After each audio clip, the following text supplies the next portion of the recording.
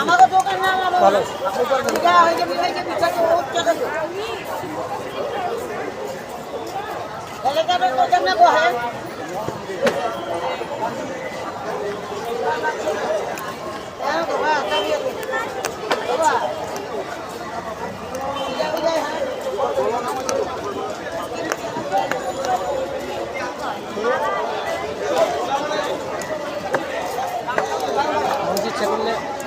জিনিসকে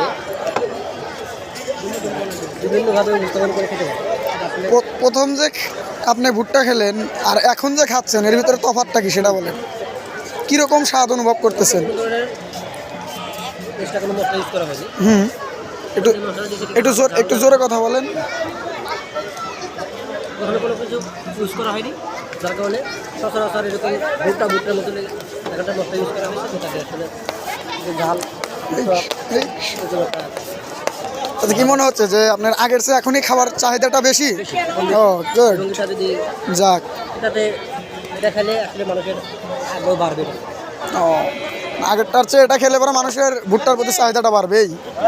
ঠিক, আশা করি কৃষক ন্যায্য মূল্য পাবে। ও কৃষক ন্যায্য মূল্য পাবে। এটা তো ছিল আগে গরুর বা মাছের খাদ্য, এখন তো মানুষের খাদ্য হয়ে গেছে।